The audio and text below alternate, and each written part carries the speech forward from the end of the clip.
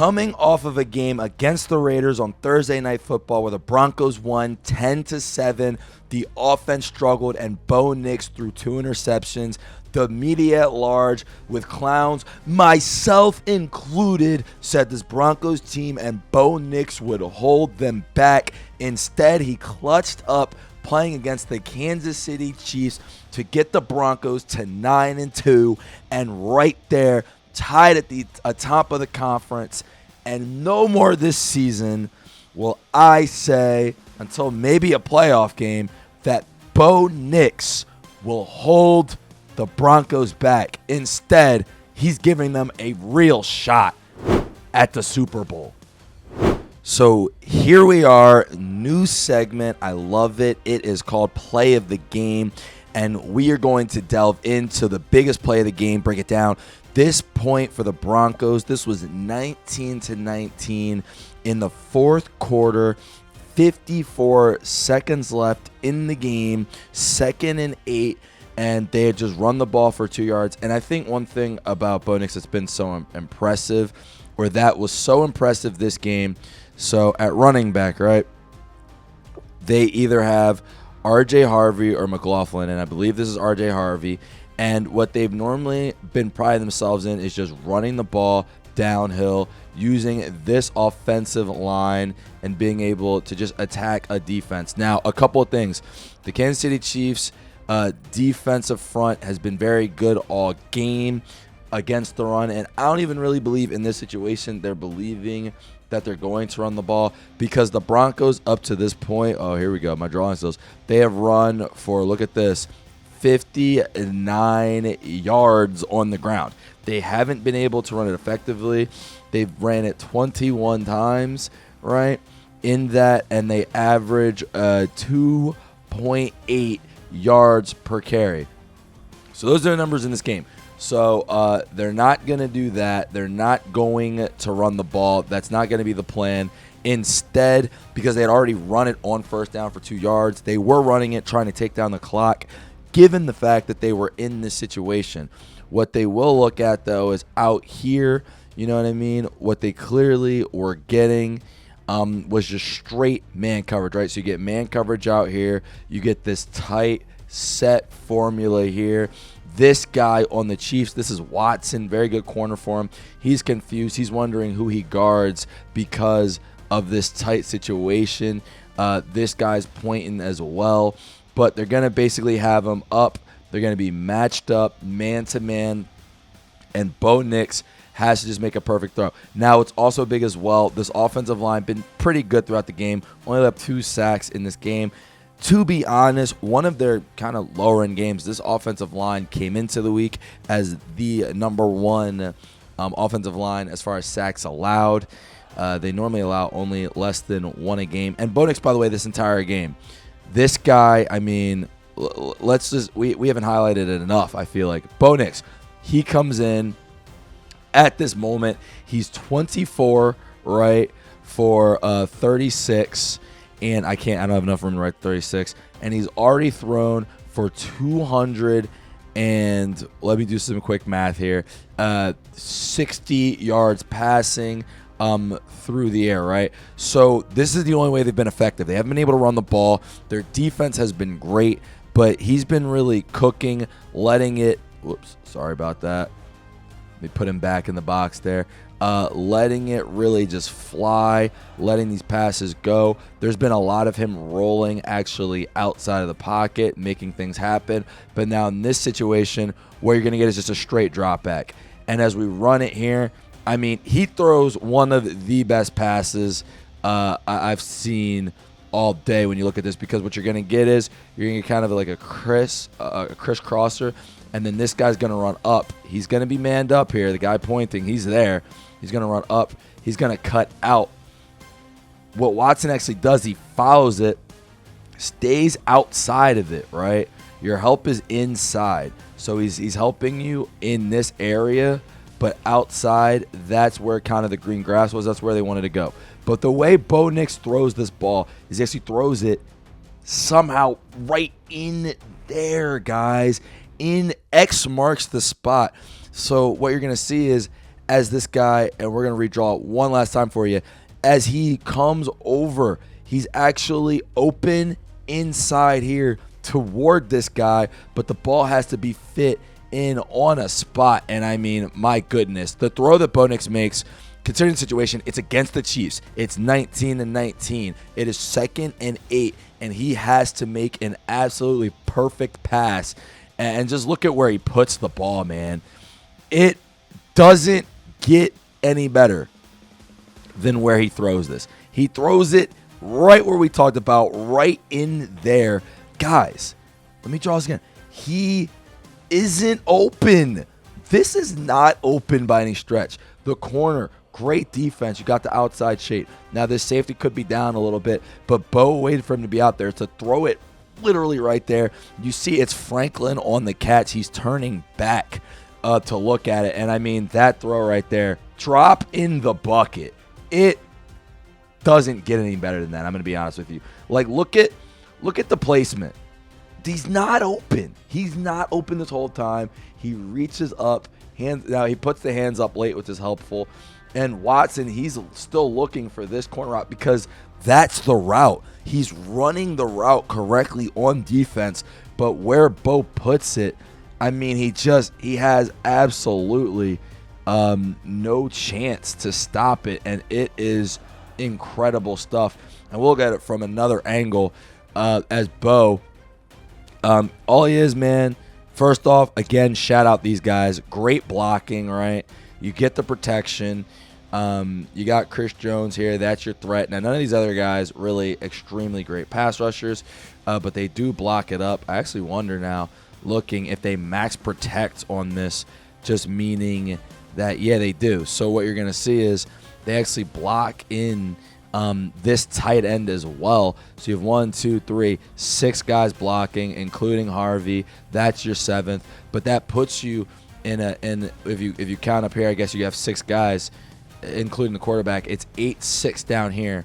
It's 11-11 football. So you have a 3 basically on 5 situation on the back end in the secondary, and that's what he's got to deal with as he's looking down the field. And I'm telling you, it's great blocking. It's a great pickup. I love the call even as well. You know what I mean? To get him that kind of blocking and protection he has all day. But then, like, look at how this thing flies, guys. Again, so it's not blurred. He's not open, man. Like, this is a throw open. Look at where, again, the corner, he's playing this correctly. Your safety, I mean, he's got to get a little bit over, but maybe there was something over here kind of drawing his attention. And this, I'm telling you, this, I mean, it's a back shoulder. Now, great adjustment, kind of makes it so that it's in. But this is, again, an out-breaking route. You're supposed to go to the sideline where Bo throws it, leading him back inside where the corner, he's on head on a swivel. He's confused. Those are question marks. He is so confused about, like, oh, is this ball actually coming in here? And it is. And he just has no chance to play it. That is a big time. And how quick it got on him. Like, look at how how quick this pass gets on him. And what I mean is, and it's a great job from Franklin too, when he turns his head around, this guy has to react in like 0.5 seconds because he's still trying to run again out here. His head's turned back looking for the football because Bo just let it fly. And it's not a bullet pass, but it's a lofty one. Gives him a chance to kind of look, keep his eye on the prize of the football here.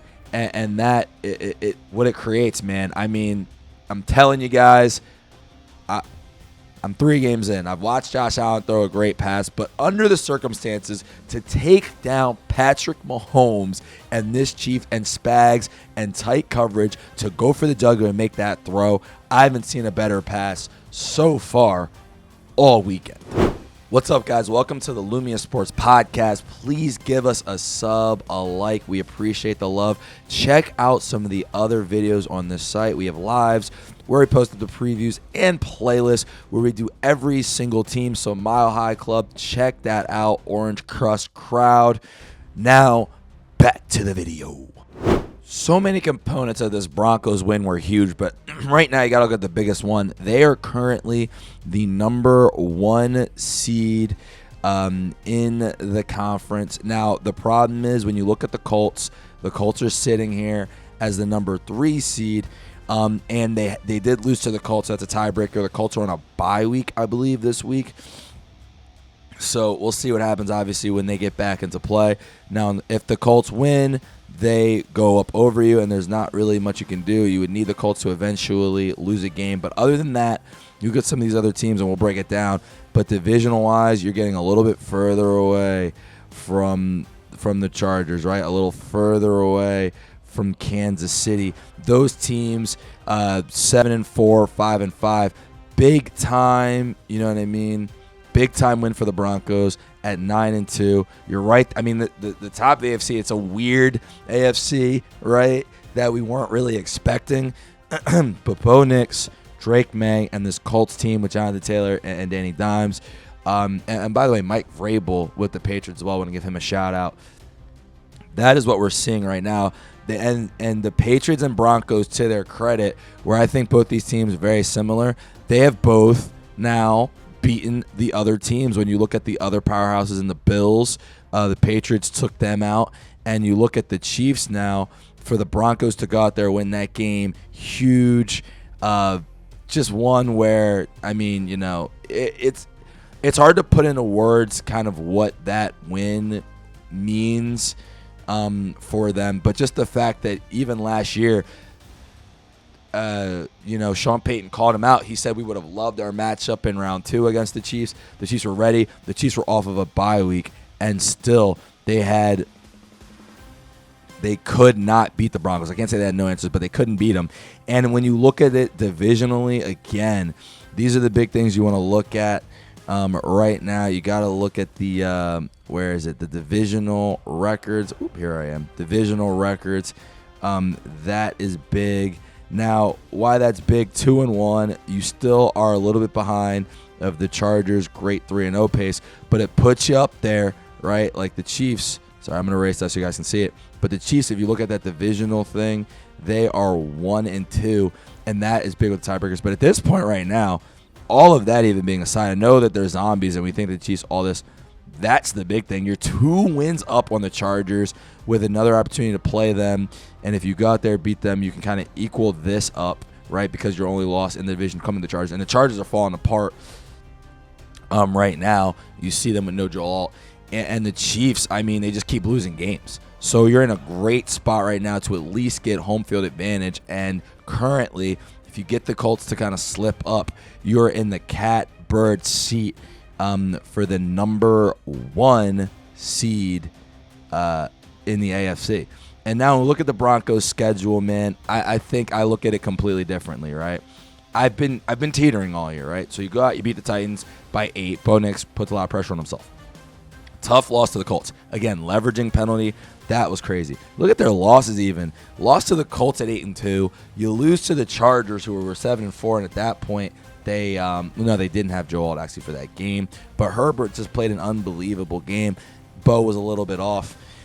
But the rest, I mean, they're all tough wins. Now you go out, you beat Cincinnati, you beat them down 28-3. You beat Philadelphia coming from behind on the road. I mean, after that win, I had so much respect for them. I think that this part of the schedule, though, I just got to be honest with you guys, is why I soured. They won the games, but when you look at this block of Jets, Giants, Cowboys, Raiders, like it's just so bad. And you look at, you know, I don't want to be that person, but just how they won. I mean, they beat the Giants. That they needed a huge come from behind victory. Can't forget Jets. I mean, that game was bad. Now Houston actually, their quarterback got knocked out in the Raiders. That's when I soured on them. However, I got to be honest, because of those games and how they kept winning them, I didn't get to watch it live. I was actually celebrating my girlfriend's mother's birthday for lunch. However, looking at the scores and seeing what I was seeing, I was like, the closer the game was, you think, all right, yeah, the Chiefs' magic could do something. However, man, this Broncos team is not afraid of this moment. They already did it to the Eagles. I don't know how this game's going to play out. We're normally in that situation in years past. I would have even been like, all right, Chiefs going to win the game. And I did. I picked the Chiefs to win, yes. But that win, I think, changes everything to me because, and we'll break it down, but just because of how they played. But now, looking forward, this is what you got. Hold up, I'll go up a little bit. Didn't know we were just missing the Chiefs game. But looking forward, what you get now is you get the Commanders and the Raiders. Nothing guaranteed in this league. But after a bye week, right? After this bye, Commanders, Raiders, and then you get to end Packers, Jags. I mean, those two teams are up and down. And then Chiefs, Chargers. I can't say anything can intimidate me with this team. The defense just came out there, made so many big plays, and what we saw from Bo. Like, I am super interested in this Broncos team going forward. A late bye week, too. You like that heading down the stretch, and a big, big win to leave on top of. So, you know what I mean? Those are supposed to be check marks. So there we go. I'm very interested to see, obviously, Broncos going forward, how and them winning that game. That could really be a monumental shift. And this team, gotta say it, man, they're extremely dangerous. All right, guys, in our new favorite segment that we call Comment of the Week, we scour our comment section and we look for the best comment released from our previous video, either a preview or a review. And for the Broncos fans, I kind of felt rough, man. I didn't release their Thursday night film until last Friday. I'm going to get much better with that. I got you guys going forward. We're locked in now. But that felt like a mistake by me, so I couldn't really blame them if they didn't have any comments. However, after yesterday's game, user-CJ4SZ6TO7C gave us a pure gem, one that made me laugh, and it's rare that these comments actually make me laugh out loud, but this is what they said. Hey Lumia, ... Why don't you do a new video, one that talks of Denver being 9-2, leading the AFC, first in the AFC West? I did that. I got you. How about 300 yards against the Chiefs' fourth-ranked scoring defense? Dude, you're cooked. You're doing my job for me. You're killing it. Or maybe you can do a video on Knicks' 5-game winning drives, tied for the most in the NFL. Great stat. Also, just did that. I got you. We are locked in, user CJ4. Elway had 6. Or how about that Bo Nix has 47 touchdowns in his first 2 years so far? For content, Brady had 18. We're just going to let that go. Josh Allen, 30. Lamar, 42. Burrow, 47. Plenty of content for you for the remainder of the year. That is amazing. Guys, if you're looking to make a comment, that's what we're talking about. Snarky, you know what I mean? Sarcastic, but helpful. Bo Nix has been amazing. I feel bad at this point because he was so good that I feel like I've talked about Bo Nix for like 15 minutes. Real quick aside. Defense, amazing. McMillan, 2 sacks and an interception. All over Patrick Mahomes. This defense definitely is a claim for the best win in the NFL from start to finish this year. One of the best defensive units of all time, as yet again, they still sit here 4.5 sacks per game, the most since the 80s Bears, guys. The 80s Bears. Like, they get after you, and the thing that made it impressive was that from the slot, McMillan was screaming. Benito and Cooper, they just get off so fast. There are plays where Mahomes is trying to scramble, and Allen is just tracking him down, like Zach Allen, their D tackle.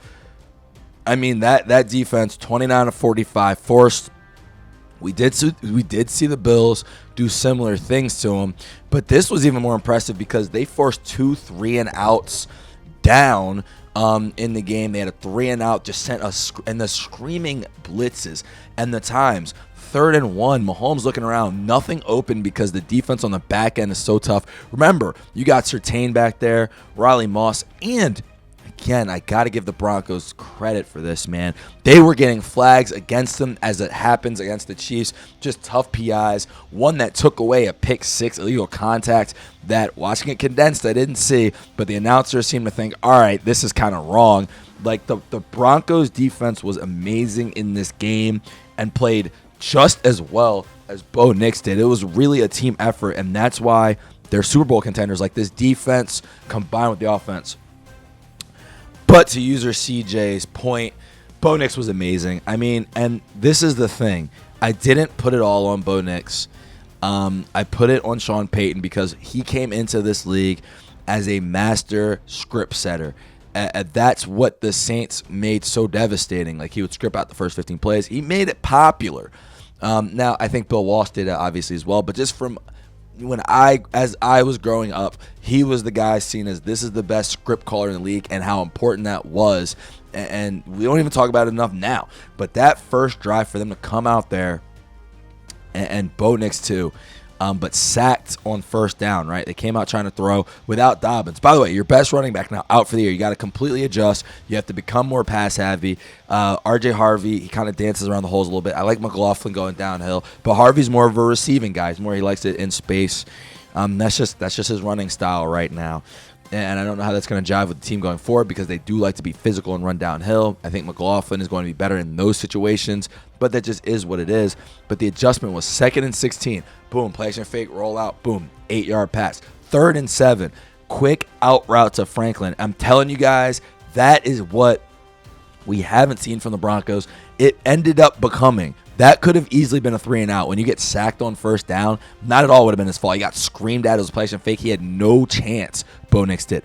To make that a first down, to make that an 8-minute long drive, and to get points and get a field goal could have been the difference in the game. I'm not even kidding. Like, you go out there, you go 3-and-out. If the Chiefs go down, kick a field goal, now you just feel a lot more pressure. He and this offense came to play on the first drive of the game. They also had a 3rd and 11, I believe, on that drive, or maybe the next possession where Cortland Sutton, and Sutton was just eating on every 3rd down. But he runs a post. Bo Nix throws a strike to him right down the middle of the field. Full confidence. And I wasn't watching I watched it condensed. I did watch. I'll credit him. So if he's wrong, he's wrong. But Colin Cowherd saying that one of the issues was the Broncos weren't getting the play to Bo Nix fast enough. And I saw they definitely mentioned it, Romo, when I was catching glimpses, that the pace was a lot faster as well, getting Bo Nix the ability to run the offense like he does later in games. I wish that my Eagles team would do this. I think that just to mix it up, not all the time. You don't want to go Chip Kelly crazy, no huddle, you don't want to do that, but just a little bit of pace, right? The Broncos have such a good defense that you want to placate to that defense. You want to always kind of be chewing the clock, but you saw the offense get in a rhythm. And once it did, oh my goodness, it looked really good. And again, 21 rushes, 59 running yards. They were trying to run the ball. They just couldn't. That might be a problem with no Dobbins. Again, I like McLaughlin in there. I do. Let me actually look at his numbers. He seemed to be getting much more of a pop than RJ Harvey was. But again, I mean, I can't say enough about Bo Nix. And for the rest of the season, guys, it can look how it wants to look. I had to see him. What I wanted to see, because again, I didn't think it was all Bo Nix. I thought it was Sean Payton. Like, the play can Bo Nix and the play calling match up? Can they just get some easier plays? Sean Payton is an offensive guy. I needed to see that happen. I got to be honest, maybe against some of those other teams, they were trying out new things, because this game, it seemed like they went to all their best plays and they were just locked into it. Like, there was no hesitation from Bo Nix. There was no questioning it. Now, McLaughlin, 6 rushes, 19 yards. Not great, but he had a touchdown. Harvey, 11 rushes, 30 yards. I mean, they just weren't going anywhere when you really look at it. And yeah, I mean, Troy Franklin, 84 yards. Pat Bryant, I hope he's okay. I think he left with an injury, but 82 yards for Pat Bryant. Sutton, these receivers, they went out there, they made plays. It was McMillan, dang, 2 sacks. He had a pick, and then he forced a fumble, too. I think they recovered the fumble, but yeah, he was going crazy out there. Just looking at the numbers again. But, that game, I mean, and they only had 3 sacks, but you could just – the thing about them, you can feel the pass rush. And it was just – F is for ferocious, man. They were just on Mahomes. He had nowhere to go, and the Chiefs can't run the ball. Which we'll save that if you want. If you want to know more about the Chiefs, check out them. But yeah, the Chiefs defense, I do think, I have thought at points that their defense is a little bit propped up because of pace. However, I think defensively, because they don't get a lot of pressure, the coverage was tight most of the game. Bo Nix was just making great decisions. And that was impressive. And I've said it. I don't know who the favorite is right now in the AFC. I think I might have to wait till the playoffs.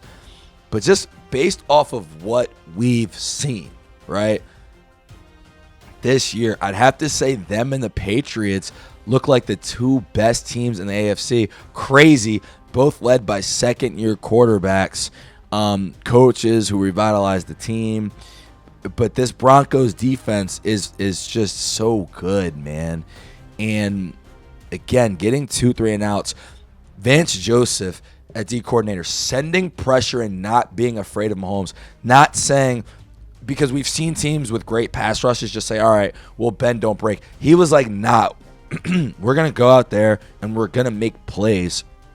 And getting 2 interceptions on essentially one drive to keep your team just a little bit ahead of kind of the Chiefs for a while. And then the fourth quarter, you saw, I mean, even that, the PIs were crazy. I'm not going to lie, Broncos fans, like, you fought through a lot. You really did, because the PIs were nuts. He was just chucking up balls and they were getting flags. It was a little wild out there, I'm not going to lie. But you know how that is playing the Chiefs. As an Eagle fan, I know how that is playing the Chiefs. That's just how it's going to go. So for you guys to be ready for that, mentally prepare for it, and despite all that, stop them in the red zone when you could. Come up with big plays. Get the block on the extra point. That ended up being big, just to keep it to 3 and not 4. That was a great game, an impressive game, what you want to go into the bye week on. Bronco fans, hey, man, anyone can think what they want to think. They have all season. I've been fluctuating, but it's clear right now. And it's clear right now that Sean Payton was right. He said he had 7 teams that he felt like could be Super Bowl champions. And this team definitely feels like the 8th one. Sean Payton and this Broncos team is dangerous. And there's a possibility that we see them winning a Super Bowl this February. Thank you guys so much for watching. I hope you enjoyed. Please watch some of the other videos on the site. I've created a playlist with each and every football team, and every week we will be going over those games. I'm really loving this, enjoying it, and hoping you guys are as well. Of course, like, subscribe, and if anyone wants to sponsor, we're looking for Lumia Sports Productions is looking for sponsors. Shout us out. We will shout you out during the video. Thank you guys again for watching. Have a great day. Enjoy.